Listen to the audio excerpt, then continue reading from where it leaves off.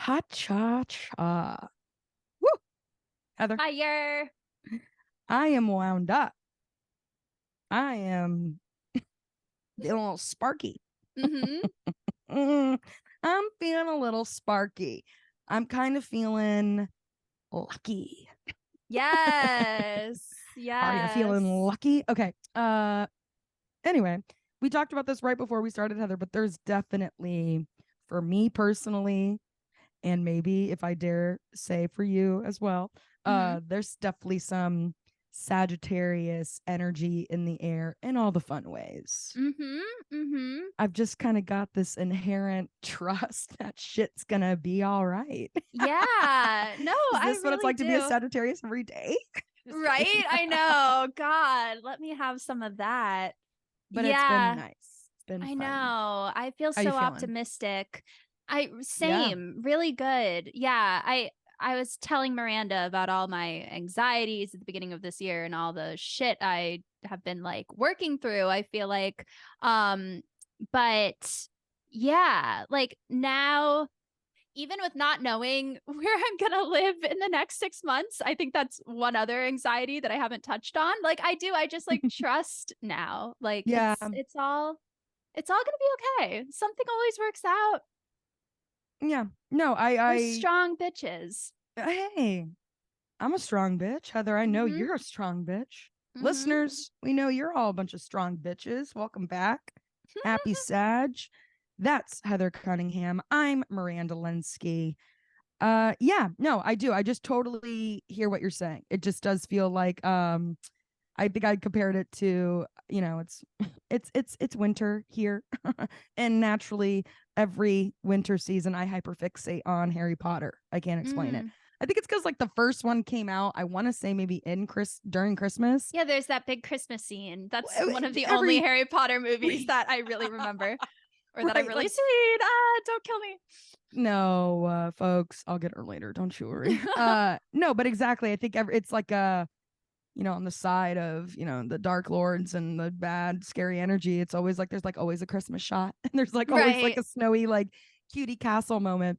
And so, yeah, it's just, and it's always, I feel like the Harry Potters always came out around like Christmas until like the end there. It was like a big summer blockbuster. But, anyways, I compared it to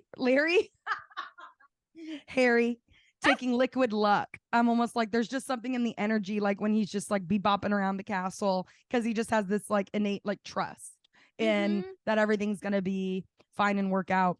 And I think like when you go through your Saturn return, Heather, Mm-hmm. especially where we are right now, the evidence only suggests that you've gotten yourself this far. And it's almost like you don't really have a not that you can't try, and boy, do I. But it's almost like I now hear myself being like negative or pessimistic. And I'm like, well, you just know that's not true. Right, Like, I'm right. almost like, yeah, okay, you can have like, your teenage dirtbag moment here. Your little, nobody gets me. Life in the suburbs is so rough. Like, sure, like have that process. But also, like, it's just not true. Everything Mm-hmm. you've gotten this far, everything that's gotten you here has proven to you, like, you just have receipts that shit is going to be okay because it just has. I don't know. Receipts. Um, I love that. you know what I mean? Like, and Yeah, I think totally. that's there is something a little beautiful about getting to this age in general, even if you haven't, had your Saturn return yet, or or you already have had like the big peak of it, there is just like that's sort of the beauty and the growth. It's like, no, I still don't, yeah, I don't have shit figured out still, but I do have the confidence in my ability to keep me alive while I figure it out.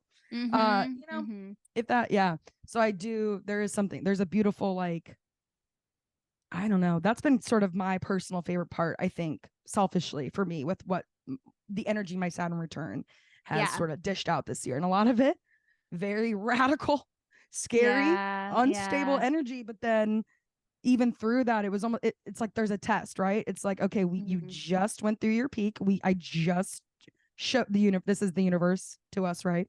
Universe is like, okay, I just showed you, and now you're gonna question me again. Right. You have the audacity to question me slamming certain doors in your face when I'm pointing you in the direction of these open windows. You're gonna question that. Anyways, yeah. I just it must be the Sag in the air. I Yeah, feel no, like I'm drinking liquid luck every day, baby. I love that. I totally agree. Can you believe that according to Astro Dienst, it's like transit calculator, our Saturn returns are over in like April, which Wow. is so soon. That And is. as it was approaching, being a devoted student of astrology, I feel like my brain, I try very hard not to let astrology be a fear inducing system. I do not think that is its purpose. And I agree. I hate fear in general. I'm trying very hard not to have it at all. But I feel like leading up to it, I was like thinking about the worst case scenarios. But honestly, and I mean, granted, there are a few months left, but I feel like it's just been very natural stuff that I knew was going to happen, like Yeah. friends Yeah. moving to new places, Big needing to really, shakeups. yeah, but like Yeah. take accountability for your own destiny, I guess, is Right. like the big theme. Yeah. I had a lot of surprises this year. And Yeah, you did. while not all of them were, the best or my favorites, I caught myself, and I was talking with Heather folks before we started recording about this too, where I feel like I almost find myself at the end of every year like, this year sucked, let's get on with the next one. I know. And I had a moment where I literally was like, oh, but you can't say that. You like, because while it was, whether it's job stuff or just like the fucking price of everything right now, whether your country's funding a genocide, who's to say? Oh A lot of boy. things are just bleak, right? And it's like we can always look at the bleak side, right? And normally I do. But I also was like, but I went to Europe 3 different times this year, all 3 completely unexpected after not having Yeah. been once in my life. And I just kind of caught myself being like, this year sucked. And I'm like, that's not what you said when you were sipping wine in Dijon, bitch. And Hell yeah. a lot of weird things happened before that actually allowed Europe as a possibility to even happen. And the perspective you're in, it's all, and I think there was just sort of like we've done this before, right? Even when I was at my lowest, I was more just like, yeah, this doesn't feel great right now, but I'm just, what I'm looking forward to and keeping my head up for the moment where I look back on this and it is. And like that moment of perspective and clarity of, I remember just being like, yeah, I'm not having fun, but I'm really, really grateful for what's to come. That's going to give me the perspective of why this needed to happen or what have you. Right. And that can be on so many different levels, or yeah, I just think it's if I keep telling myself this too, I'm like, well, if you're going to choose to look at the bad, you just simply have to also look at the good, or it's not Yes. fair. And Yes. it's like I'm at an age now too where I'm just kind of like, well, you just sound ridiculous. Like being like, I'm like, okay, be Yeah. a pessimist, have a moment, but like you just simply know that's not true. If And you're I gonna can't do lie to that. myself about shit anymore the way I think I could when I was younger. Like I'm doomed. And now I'm Right. kind of like, oh, okay. Like Right. breathe through it, bitch. Yeah. Yeah. Totally. I don't know if I got that from you, but I've been giving that advice lately. Like, if you're gonna look at the negative, you have to also understand It's the just simple positive. math. Yeah. Yeah. Or otherwise, why you at the chalkboard? Yeah. Anyways, no, yeah, I do. That's also, and that's on therapy. Yeah. um, Yeah. Can I change the topic wildly? please. And I feel like I've been wanting to like fully talk about this with you, Miranda, because Oh, I've been learning a lot about AI coming mm, into our lives. And from an astrological perspective, so Pluto is moving into Aquarius at the start of next year. right. We begin this 20-year cycle of Pluto being in Aquarius. It's not going to be in Capricorn anymore for the rest of our lifetimes. And Is that the shift I feel? I'm just kidding. well, it's like I don't know. And I like we were just saying, I try to keep a balanced perspective. Like Of if I hear course. something very negative about AI, then I try to think about the Mm. positives as well. But it's so interesting thinking about Aquarius being the sign of humanity. And then the introduction of artificial intelligence, which I think in a sense, can be a huge fucking threat to humanity in the fact that people are going to have the ability, perhaps, to have like robot sex companions, basically. Like which, Her. Like the right, movie Her. like the movie Her could be like a regular thing, as common as our iPhones. But I'm hoping maybe it'll bring us back to really appreciating the human experience, human art. I'm really fucking scared that AI is going to be able to read natal charts, which is like the one thing that only humans who like have studied it for 10 fucking years, like me, can like look at a chart and synthesize all the parts. Like a computer hasn't been able to do that perfectly, but I'm like, maybe fucking AI can, and it's going to put me out of business. And this thing that I've been working hard for 10 years, like, absolutely not. What the fuck am I gonna want to listen to a birth chart from AI? I just feel like, respectfully, I don't know. Heather, Yeah, I no, hear please tell your me fears that. are totally Please. valid, but it's also kind of like, I just saw a post. You just reminded me too. I saw a post of anyways, there's I know a couple of folks in the comedy community, in the comedy scene, who both recently got onto SNL. And one of them is a writer and the other one is a performer. And one of them posted recently a joke, you know, kind of about AI's gonna take writers' jobs. And while they're, and it was like I think it was for a show promotion that they were posting it for, or like they shared like a really funny sketch that they did, that they wrote, that they performed. And then, you know, the caption was like a funny thing about like, AI is going to take all of our writing jobs. And it was such a nice, like, to me, as I interpreted it, maybe I totally interpreted it completely wrong. To me, it was still just like, I think it's like anything else where it's just like, but why would I want to watch a show that's written by AI? Like, the whole point, I think, of like astrology for me personally, and I hope people understanding it and who vibe with it, I hope this is the point for them too, is fucking humanity. I know. I Like, think that's the so. point. And I know that AI is technically Made by humans. but like, that's not, to me, that's not the vibe, that's not the energy. And I totally hear your fears, and you're valid for thinking that, because I also too was just like, well, what's stopping all of us from just like having AI write comedy shows? And I think that, and like, this to me is how I interpreted this post for this person who just got SNL, is like the humanity is the whole fucking point of it. And I love what you said too, Heather. Real quick, I just wanted to say that, like, I almost wonder too if we're gonna get so far that we go back. Right. And Because just you like always need anything, crisis to sort of change doesn't happen without crisis, unfortunately. That's the human condition.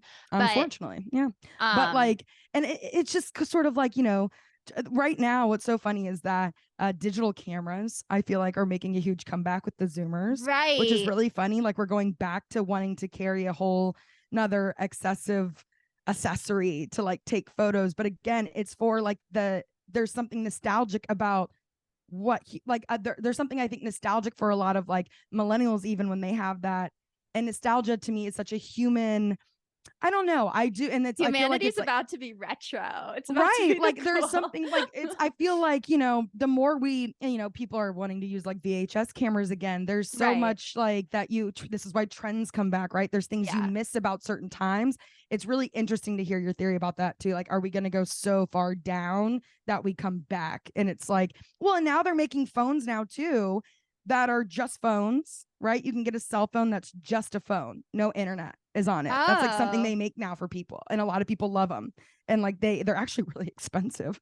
I think they're Oh, almost I like was as gonna much as an say iPhone. that's a great idea. If it's cheaper, I'll get that. But But yeah, I think it has like GPS for like safety purposes, so you oh, can okay. always still Yeah, like I use would. GPS and like be found. But it's like the whole idea is that it's just a phone, there's no internet access, and people like love that. And it's like, as we're getting farther down with social media, now social media has all these settings, like you can limit yourself to it. There's Right. more Right. like, and it's like, none of that would exist if it wasn't a real issue for humans, right? And Mm-hmm. social media is still bending the knee towards what's better for humans and how to low-key still keep them a part of the social media, right, beating heart of it all. But like, I do find that interesting that we are aware of what social media, say what you want all day, it's an enigma. It has a heartbeat because humans allow it so.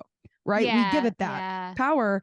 And the fact that we now have limitations from it because it's like No, yeah, I totally. totally hear what you're saying, but I think like if that is the case, what's going to be totally missing from it is just like genuinely human to human connection.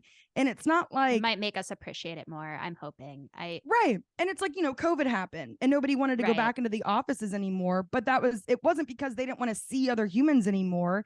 It was the idea of like, it's because I want to feel more human again. And like, or like a lot of people wanted to like stay home. That's time they could still be more around their loved ones and not just like cranking out hours at the office or what have you. Right. But then a lot of people, that was an issue because they missed the human to think at the end of the day, what technology will never be is another fucking human, no matter how hard you tried to like design it. I know. I don't know. I hope, I pray. I hope Yeah, that no, is like I think so. I'm optimistic. the It's Sag overall. season. I really do believe that if it's going to be this crazy disastrous thing, it'll only be temporary and it'll bring us back to humanity. I mean, that is like my belief. But I'm also a little scared, I have to be honest. Like cuz like when you're communicating with AI, it learns more about you and you can form a relationship with it the more you interact with it, and it, I guess, like is so advanced that it can really feel real, and I'm just like worried about the incels, honestly. But literally everyone go watch her and see I how that know. fucking turned out. I know. I know. I know. Just I know. saying that no one makes iRobot or her as a place of like, this should be it. It's Right. always from a place of warning. It's always from a place of like, it's cool until it's not, until we Yeah. forget that it's like, yeah. I I don't heard know. this story real fast. Please. Blew my mind on this psychology podcast of this guy who was so attached to his mother. Like his mother was his world, but he was a grown man, married, and his mom was dying. And as his mom was dying of cancer, he's one of the people who like trailblazed AI, apparently. Like he was like, I need to save her, I need to freeze her, or actually, I guess the better option is to like create a robot version of her. And he started like doing interviews with her and shit, and like recording her and like creating this like AI thing that basically had her personality at the end of the day. And then when she was on her deathbed dying, he like got a call that she was like about to die, but then he had this like pitch meeting for this AI that he's been developing to like create a new version of his mother. And he called his mom called him and she was like, baby, you've been working on this for the past like 5 years. Like, this is your project. Like, I'm going to die regardless. We've had so many conversations. You have to do this. So he went to the pitch meeting and at the meeting was like, I got a call that my mom died 2 hours ago, but I'm here so that we can create AI. There's no place for grief in the world. Grief is a meaningless experience, and we all need to be able to like save our loved ones, and AI is the recipe for that. And I was like, oh my God. And his marriage ended because his wife was like, you're too obsessed with this. You have no time for me. And like, I was like, holy shit. Like, these things might happen where people become so But again, obsessed with this thing that's not real. Right. And he didn't save his loved one. I know. He created a replacement. That's not a cheap robot replacement. Yeah. Wow. That blew my mind. Isn't that insane? That's a crazy. Wow. Heather. I'm like, and with that, let's get into these charts. Shall we move on to these charts? AI could never do Hollywood horoscopes, Heather. Let's just say that. Thank you. Say it again. But I will, before I know we're gonna hop into these charts, but I just also want to point out, like, I totally hear you. You're totally valid. And before I saw this person from the comedy community's post, which I don't know why I'm not saying, it's Chloe Trost, ladies and gentlemen and listeners. They're a new performer on SNL. We've bumped elbows at the BCC. I've seen them around the community a lot. It was like when I moved here, they were already being discussed about sort of like being up for grabs for SNL. So it's That's so exciting and cool. cool to see that happen for them. And then I'm like, I just watched them in a sketch with Pete Davidson. Yeah, that's so cool. Yeah. And it was just, yeah, it's very exciting. But and their post is the one that made me like think extra about like, or I did laugh at that. I liked, I think to me, the intention was very much like, there's humanity cannot ever fully be replaced. We can get close, sure, but there's always going to be an artificialness to it. If there wasn't a sense of loss of humanity, that guy would have never made that robot, Jesus Christ, that robot of his mom. Yeah. If there wasn't a sense of loss. And I know. Grief is a horrible fucking thing to experience. It's so human. It is absolutely a part of the human experience. And being immortal is just simply not a part of the human experience. It's and not. There is beauty in dying. There is beauty in not being here forever. You do want that. Yeah. I think it's more humane, which is also more, maybe to me at least, more spiritual. And there's something so much like, you just don't want to live. Any movie you watch or show where someone gets to be immortal, it's never the time you think it is. It's never what you think it's going to be. And then you watch everyone you care about around you die or whatever. Or like, I feel Edward like Cullen in Twilight, he was fucking depressed. God. He needed a mortal bitch to... Truly. Sorry. No, he was fucking depressed. He needed Bella with her blood live in the flesh. Jesus. And then with that, they do. I know. Then he turns her anyway. But that's is besides the point. I'm like, most of the time, it doesn't work out. Yeah. Or it's like, it's a lesson to be learned there is beauty and that this isn't forever. I don't know. And that is just the human experience. It's just, yeah. Anyways, I see why it's exciting to like gravitate away from the human experience or to do certain things. Right. But I do think at the end of the day, when we're talking about depression in the world as we know it, and why so many people don't want to work the way we do, it's because there's a bigger fucking thing going on here. There's a bigger essence or importance. There's meaning behind this shit. Totally. Which I'm afraid does maybe gets removed artificially when that shit happens. But I just wanted to say all this too, of like, yeah, sometimes I'm like, what's stopping comedians from just being like, AI, write me this joke? People are using AI for copy. Why wouldn't people be using it for jokes? For filmmaking and stuff. I feel like it's so easy to like put that shit into a formula. Like, yeah, I did it for my resumes. No, seriously, I loved it, but Netflix can be all AI if it wanted to, but no, it won't be. But I'm interested. But can it? And I'm interested to see. Right. And I'm betting a lot of money that it doesn't touch the human experience. Yeah. And that there's a huge significant loss. Personally, what do I know about anything? No, but I'm glad that that's immediately where your brain goes, and you've been comforting, because I've been a little freaked out about it. But you're right. Time will tell, but we'll see. Yeah. I just do. Yeah. I am excited that it might give us some career freedom, or now that more would be opportunity something, to focus on like. But that's my fear too. While AI can do the bullshit. The last thing they want to give us is freedom, though. Yeah, I know. So, that would require us. So it's bad. Waking up and understanding that it's going to be humans against the AIs. That's going to be the big crisis. All right, I'm just kidding. It's going to be a fun dystopia here soon, folks. Just kidding. And with that, yeah, I this season again. I'm like, it's light, it's fun. After we were just like, AI is coming to steal our jobs. Just kidding.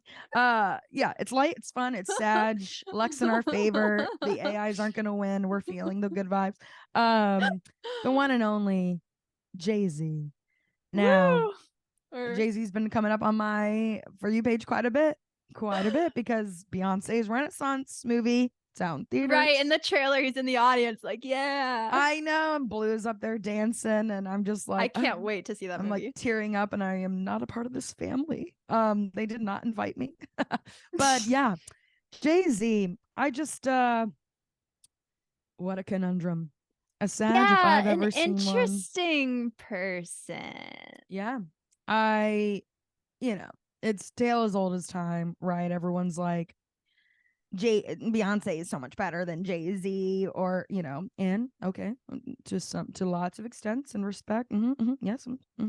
But I think what so many people forget is that Beyonce herself credits so much of her career to Jay-Z. So much of like a lot of choices she'd made as a businesswoman, as someone who was looking for longevity in her career. She owes so much of that to Hova, to Jay-Z. And that's always like their dynamic is, Jay-Z's got the Sag with the oh wait, I meant to say this earlier. The big three, because we do have them. We got the Sagittarius sun, Libra moon, and then Virgo ascending. And then Beyonce, damn, I should have pulled up her chart. I know is Virgo sun. Virgo sun, Scorpio moon, Leo rising. Just do that off the top of your head, Heather. I have it memorized. Yeah. Wow. Say that one more time for me. I was too stunned. She's a Virgo sun, Scorpio moon, Leo rising. Okay. Yeah. Okay. So like they're both private. They both have the Virgo, but they both have a little fire. Makes sense. But then he's got that Libra moon. Yeah. For those relationships. Yeah. Yeah. But then he's got this Sagittarius sun and one of the biggest rap careers of all time. And one of the most famous people we've ever seen. Anyways, I get very frustrated. This is just a little side tangent real quick. I do think it's maybe the younger generation who didn't grow up with Jay-Z as much, who like doesn't understand it, or doesn't, because like Beyonce is she's one of the biggest stars musically currently of all time, but especially in terms of continuing to dominate at her age, where pop stars usually are not doing what she's doing, where she literally, I want to be so clear, has literally no one else in her lane except the Beyonce from the year previous. Like truly untouchable stardom. I worship. Anyways, I gotta go see Renaissance. I already saw it live. Me too. But I don't remember. I blacked out. So I just do get very frustrated when people act confused, as when Beyonce has only ever been like, my family is my strongest power. They are my greatest strength, and they are also my biggest weakness. Like that is like a true Scorpio moon. Literally. And I just get when people make jokes all the time because of like the cheating allegations with Jay-Z and Beyonce, which I think at this point they themselves artistically have spoken their piece on it. When people are like, that never happened, I'm just kind of like, well, they kind of have said it, right? Or have said as much, and because of knowing Beyonce's chart and now Jay-Z's, I am like, man, they are private, and I do feel like if it would like, that's a huge thing to be vulnerable with their fans, but also very fucking earth placements of them to make money off of it. It was like, and to stay in it. And to me, and I hear the younger generation. I'm not trying to be like, stick out your toxic relationships by any means, but I remember I was in 8th grade, Mandarin Middle, Miss Moses, amazing, one of the best teachers I ever had, my English teacher at the time. We had to bring in current events. This was back when I was in 8th grade, so I was, how do you say, a Republican. I do apologize. Yeah, too. I was just like, everyone around me is. Yeah, it's fucking Jacksonville, Florida. We're literally in Georgia. I'm like, well, everyone around me is Republican. And we had to bring in current events. And this was like, I forget what was all going on, but Hillary Clinton's in who I voted for, who I later voted for with the utmost respect and believing, and said, fuck off about these emails. I said, she sent them to me. She's just a Scorpio. She's just a girl's girl. Relax. Anyway, and so it's so funny because me, 8th grade, running my little 8th grade mouth. I remember speaking up and being like, how can Hillary Clinton run this country if she can't even control her marriage? And now I'm like, I'm sickened by that. She needed time to grow. She's God bless her. She didn't know anybody. That was the problem. And now I'm like, the way I blamed a woman for a man being I'm like I said, voted with pride for that woman, and am appalled that little Miranda said that. But the way Miss Moses, with all of her the love and the care in the world in her heart, immediately called me out on my shit in front of the entire class and said, Miss Lunsky, are you married? I said, no. You ever been married? No. Then maybe you should shut the fuck up. Not exactly what she said, but like essentially it was very like she really taught me in that moment of like maybe I don't fucking speak on shit I don't know shit about. And like really like since I know that you'd think I know this probably doesn't seem true to most, but now I do really just feel like when shit's not my business, it's just really not my business. And I do think a lot of people who are like, Beyonce's in a toxic relationship, blah, blah, blah. I'm also just like, literally, y'all have never been married. Y'all have never even come close. And like, that was it's such like, a funny story, Miranda. I'm so sorry. It took way too long to just be like, no, that was so funny. You're right. It was very important for my upbringing. I just shared so much with the audience. You did. That was very vulnerable. Heather's like, that was so brave of you. I can't believe you just did that on the recording. You admitted. But it was so important for me. Like, I'm not hating. I was in 8th grade. I really was like, I had no idea what politics were. And again, I grew up in this, like, we all grow, we learn. No, I get thank God we change. And I want to be so clear that thank God I'm still not in 8th grade. Yeah. A lot of my opinions have changed, a lot of my persona, but I'll just never forget that. And it taught me so much. And if anything, when I look at Jay-Z and Beyonce, yes, say what you will, make the jokes about it. But like, to me, I'm like, those are two people in love who are fucking working on it. And I think it's also just naive to think that love can be black and white. It's one of the, one of the only things that's not.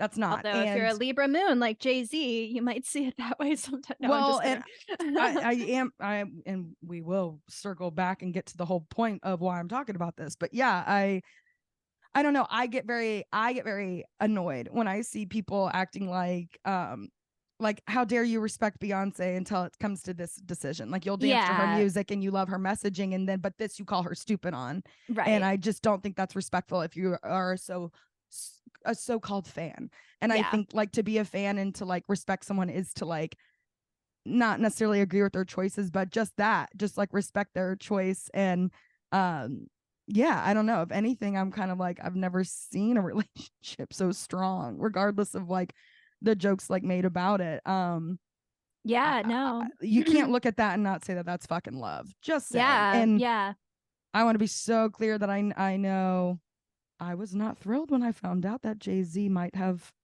fucked around with someone named Becky, who apparently has good hair. I was my jaw couldn't get off the sometimes I still listen to Lemonade and I'm like but I don't know. I think there's something beautiful about Jay-Z and Beyonce. It's really interesting seeing his chart and the way that like he's got that Sag fire, she has that Leo, you said rising. Mm-hmm. And then so they both got the fire in those departments, the sun and the rising. And then he's got that Virgo rising. So he has Earth rising where she has Earth sun. Mm-hmm. So it's like their little switcheroo there.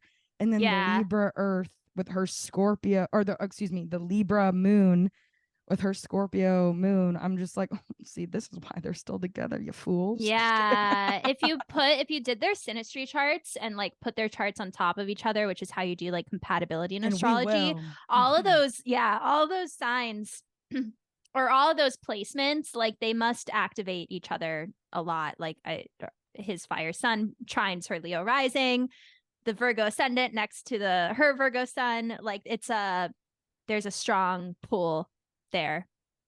And I also just love the idea. I know I'm making a lot of this about Beyonce. I swear I'm going to circle back. But when you look at his biography, it says he's most known for his rap career and Beyonce's husband.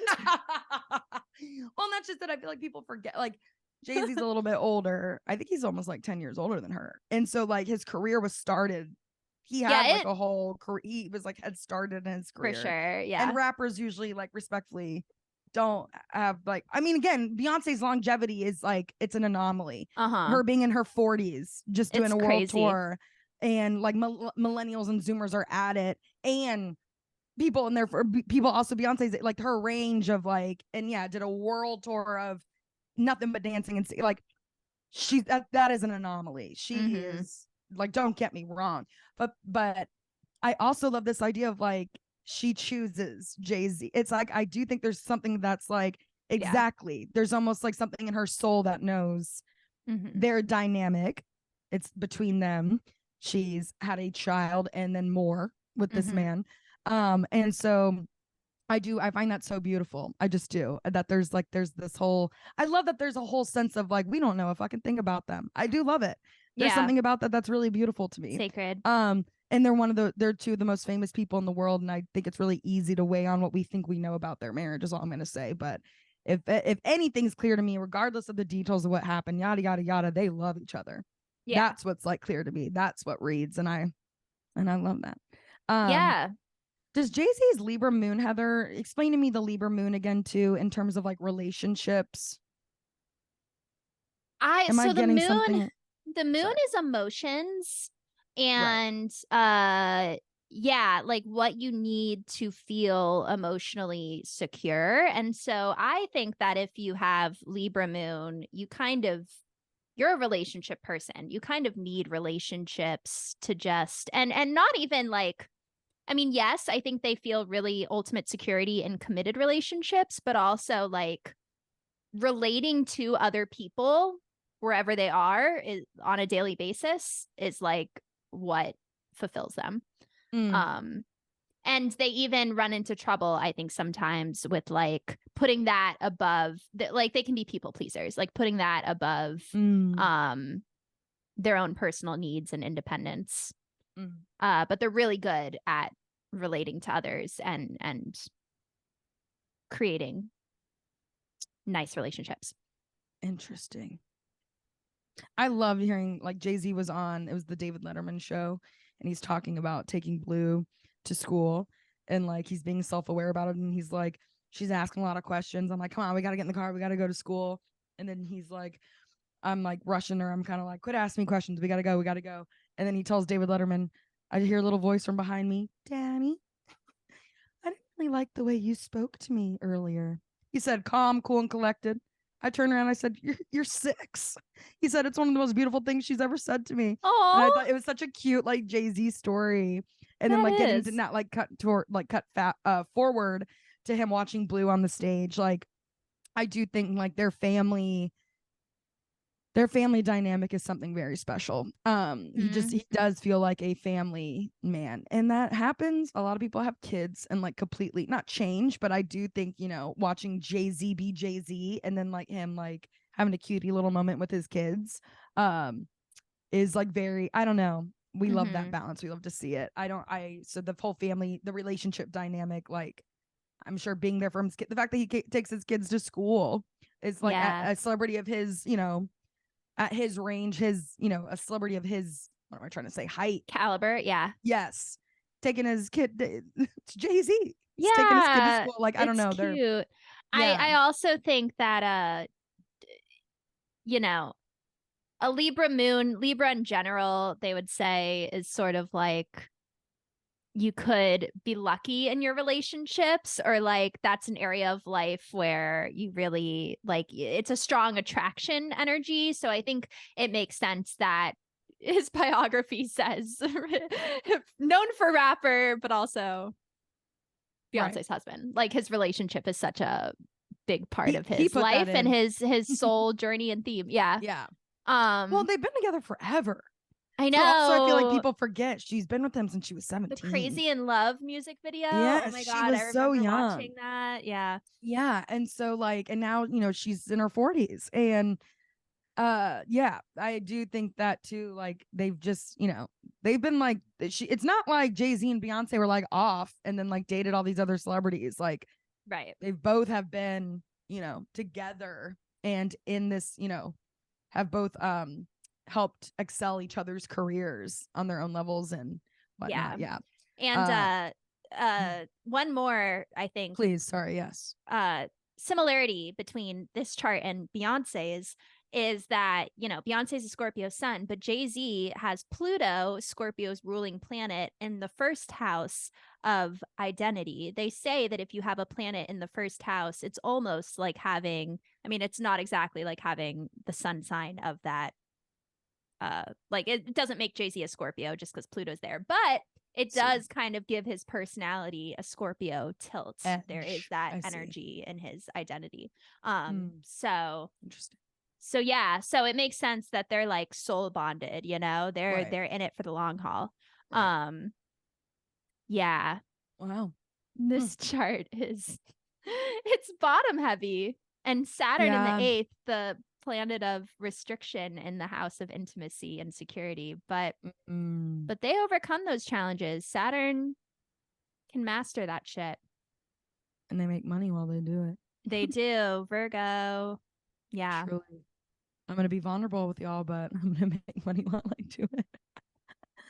That's like me Yeah. with the story I just shared, Heather. That killed me. I'm gonna be vulnerable with the listeners, but I'm not gonna make. Okay, why am I doing this? Wow. Is there anything else, Heather, that you would like to?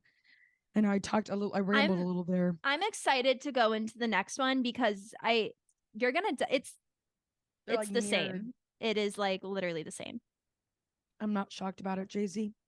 Come on the pod. And with that, Heather, I am excited. Oh, I'm excited about this next chart. Everything you've told me so far has just made me like not shocked to know that they're so similar, but incredibly engaged more than usual. Yeah. Yeah. Well, get this. So Miranda texted me saying she was thinking about covering Jay-Z. I was like, what if I do Walt Disney? I pull up Walt Disney's chart to study it. Then I pull up Jay-Z's chart to take a look. Literally the same chart. Walt Disney is a Sagittarius sun, Libra moon in the first house, Virgo fucking rising. Same exact thing. Walt Disney also has all of his planets in the bottom half, except for 2 planets on the top. There are a few differences, but same big 3. And both with moon in the first house. Sorry. No, I mean, Walt Disney was born in like 1900. Right. But I mean, like their actual. Oh, the day. Oh, actually, like, wasn't Jay-Z born the same year as Walt Disney? How much older than Beyonce is he? That's funny. I don't have their birthdays. I could quickly Google it, but sorry, I'm like as I'm saying this, December 5th was Walt Disney, and I accidentally X'd out of Jay-Z's. But December 5th, I'm like interested to know if they're what it would make sense kinds of Sagittarians they are. Like if one's, right, because you can like have the same elements, just like not remotely the same. Yeah, one could be born day. Oh my God, Jay-Z's born on the 4th. Whoa, look at that. So Walt Disney is the 5th and Jay-Z's the 4th. So no wonder they're literally synchronicity. Wow. Yeah. Sorry, go ahead, Heather. So very interesting. Yeah.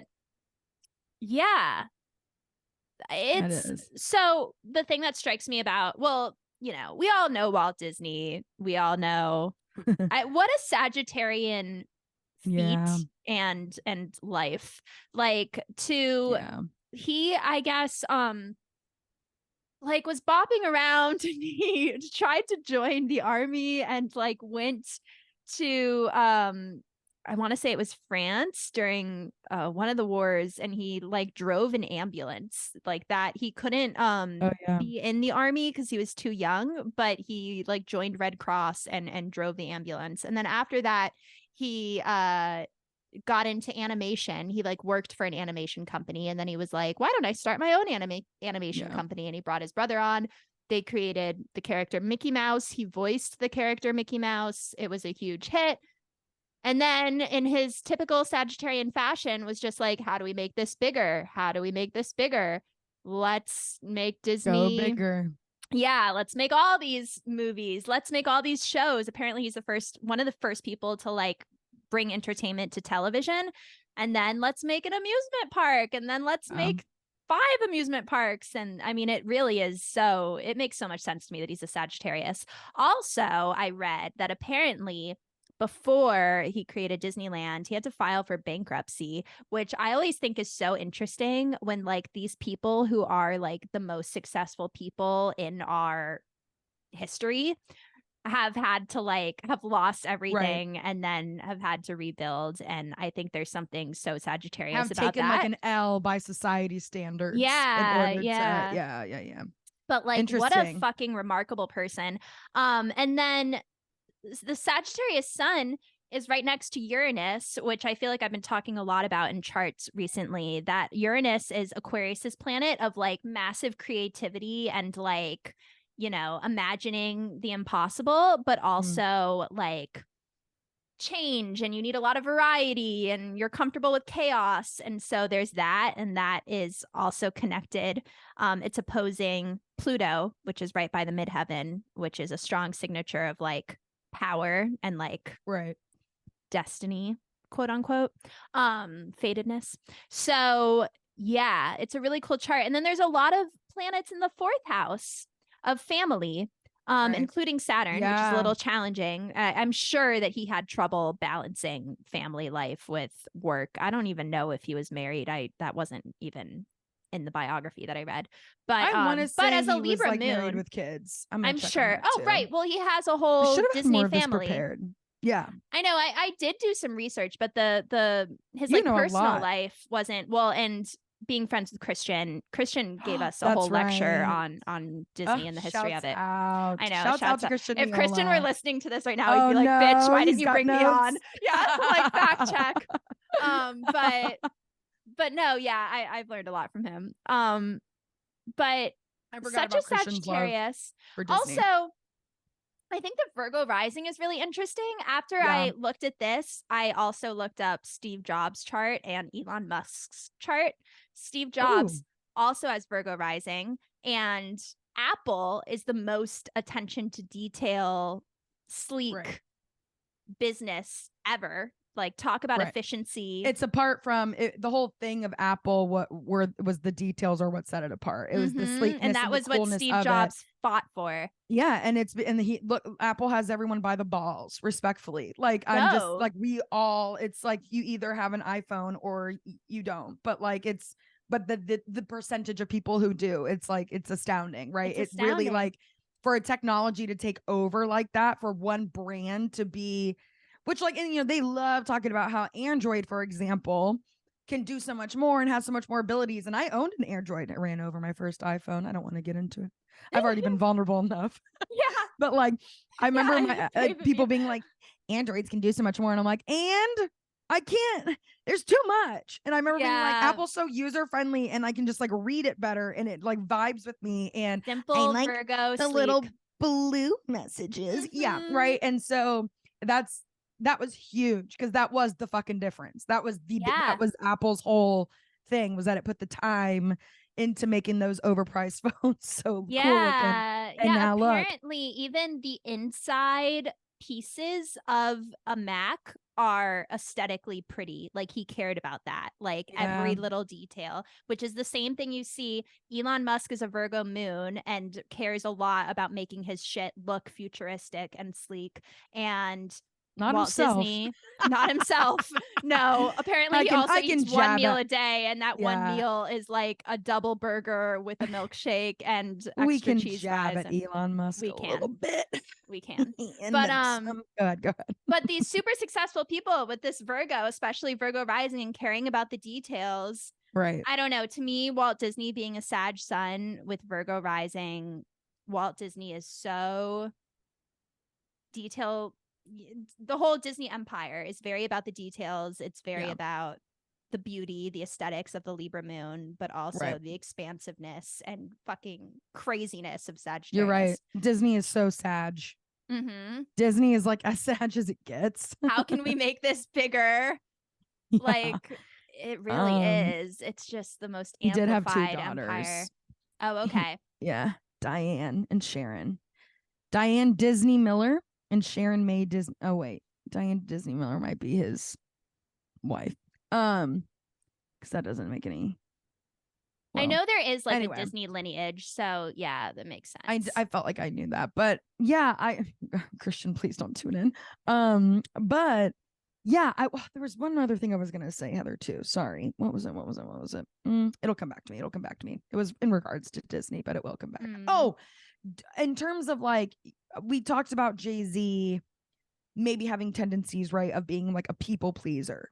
You know, do you feel like like Disney's chart has a similarity and like, this need to like fulfill the masses and give them more and more and more. I'm wondering if that goes into the masses. I don't know if I'm articulating that right. No, that's interesting. I was just gonna say Neptune in the 10th.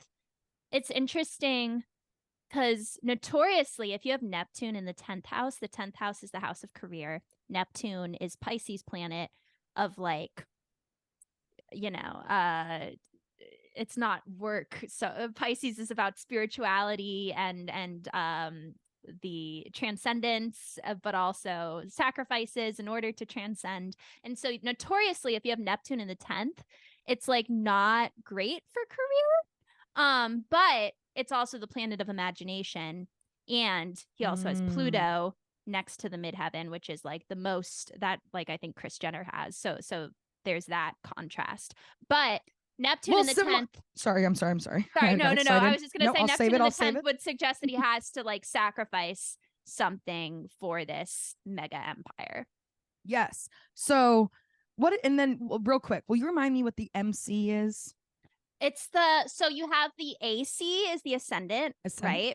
The DC is the descendant, and then the MC is the midheaven. So like the ascendant is like identity, how you present yourself to another person, like it's the rising sign. The MC is like the public, because the top half of the chart is the public half of the chart. The MC is like a career point. It's your public reputation. So with like celebrities, it's very important to look at. Well, not to bring her up. Taylor. Taylor is a Sag sun, as we know, and her MC, at least on this chart, says Virgo, which I find interesting. Yeah. And it has a new song out with the entire line, "I wouldn't marry me either, a pathological people pleaser." Right. And so much of like saying. the kick, and I think the life and the joy and the love she receives from the fans giving a shit enough to like care about those little Easter eggs, the little details. That's literally her signature, right? That's like the thing she's known for. It's like the Marvel universe of the Swiftie universe, right? Of like getting those, she knows we love those Easter eggs. That's why she does them. Right. She doesn't need to warn us. We'll buy up all of her shit and be interested. She does it. I think it's very people pleasy, but it's also, it's like, you've given me so much and I know that you enjoy this. And it's also, again, what kind of sets her apart as an artist in what she does. And it's not like, Disney was the only animator, but I do wonder how much of like his drive was from a place of the love he received and the feeling he got from people enjoying his, not just being an artist, right? A lot of people are just like, I just do this for the art. I don't care who listens. No, like Walt Disney wanted to be seen. But again, I think it's because he wanted to continue to give back to what, with that feeling. Same with Taylor. Like Taylor didn't want to stay at the Bluebird Cafe. She wanted to sell out stadiums. And gives back to the people who helped her do that. I find that really interesting. And then when you mentioned the Jay-Z people pleasy thing, it brought me back to that Virgo is a relationship sign, and it's the sign of service. So it loves to like provide something. Yeah, it loves to be of service to others. Right. And that's interesting because Steve Jobs like made the Mac and then was like, oh, but we need to make an iPod so that people have this same thing but for their music, but then we need to make it a phone so that they come to us for that too. And so there's something to that maybe with the Libra and the Virgo. And interesting, matched with like the Sag energy of just like sort of I got this if I put my ass to it. Totally interesting. Wow, that's I'll never forget. Growing up in Florida, I grew up at the Orlando Disneys, grew up watching Disney movies, of course, moved to Los Angeles for a little bit, never made it to Disneyland, actually had plans and then a literal ass ticket to go to Disneyland, the original, which everyone warned me, the castle's not the same. The castle in Orlando is so much bigger. And I'm like, you don't understand though. Growing up in Orlando, yes, I love Disney World, but I always wanted to see the original Disneyland. There was always something about the history of that was very exciting. And it was the first one. It's like, I think people forget, like, it's not like Anaheim. Well, actually, I don't know, but I don't feel like Anaheim, that's where Disneyland is, right? Mm-hmm. It's not like it's like Orlando, where it's just booming with amusement parks. It's like it's special niche It's Disneyland. Yeah, Had tickets to go on March 19th COVID. of 2020 for my birthday, and we went into lockdown on the 14th, 5 days before, and I never still got a refund. And like I'm not sure if it expires, but I am desperate to go to Disneyland, and I'm desperate to use that still somehow, some way. Come visit. Yeah, just saying. Anyways, but yeah, God bless Walt Disney. God And bless him. it's a little complicated, but all in all, Yeah, it is. I think for him it was very like spreading love. I mean, it also maybe could have been about the money, but I get the gist that a lot of it was like a feeling, was a energy. It was special for him. Has to expand, has to grow, has to see how far it can go. And that way he fulfilled his soul duty and provided a lot of fucking happiness to people. So yeah. God bless. Oh, Jay-Z, Walt Disney. Essentially the same person. Heather. I know. This one's been a fun one. This season's just a fun one. It is. It's like all dark and cold out right now here in New York, but boy, am I warm and toasty recording this with you right now. Aw, I like been a good time. Shall we let the folks know what's to come this week? Yes. It's a fun week. We just had Venus enter Scorpio, which I think is really fun. Like amidst the lightness of all the Sagittarius, we have this, month of Venus, the planet of love, being in this deep, intense sign. And it just entered there. It'll be there for the next month, or by the end of December, actually, it enters Capricorn. So she's moving pretty fast, but that's fun. And there's a lot of Venusian energy this week. It's been a Venusian year. But on December 8th, which is Friday, Mercury in Capricorn will form a trine to Jupiter in Taurus. Trines are the best, most beneficial, harmonious aspects. And Jupiter is Sagittarius's planet, which is also beneficial, optimism, manifestation energy. So Mercury in good connection with Jupiter, very cerebral, very inspired. It is probably going to be a very optimistic day where you can make good manifestations or have pleasant thoughts and plans for the future. Then December 10th, Sunday, Venus in Scorpio will form an opposition to Jupiter. Again, Sagittarius's planet of abundance and expansion. So that is supposed to be a great time for intense love and passion. We have this Venus and passionate Scorpio connected to Jupiter, the lucky planet in Taurus. So overall, a very bright week. And then December 13th on Wednesday, we have the Sagittarius new moon, which I think is so cool that the last new moon of our calendar year is in Sagittarius, and then Mercury is going to go retrograde the same day. So it's sort of like we're ending the year with the Sagittarius new moon that is already like the ultimate sign for manifesting, looking forward in an optimistic way, making plans for abundance in the future. And then at the same time, pointing that arrow. Sorry. Totally. And then at the same time, Mercury in Capricorn is going to start retrograding. So it's like review the year in your Capricorn way, while having the space to dream big. Love it. So yeah, that new moon is on Wednesday, the last new moon of the year. Everybody take out your tarot cards. Write your goals. This upcoming Wednesday. Yeah.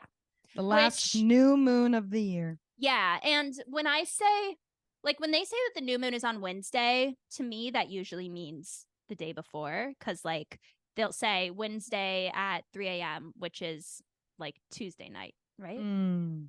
Oh, well, yeah. If it's Wednesday at 3 a.m., if it's Thursday at 3 a.m., it's technically like late Wednesday night. But usually it's like my phone right now says last quarter, and I think my phone goes off I think my phone won't even when we're in like new moon energy. I know it's new moon energy. My phone is being like precise or whatever because it's got I have the moon phases on it.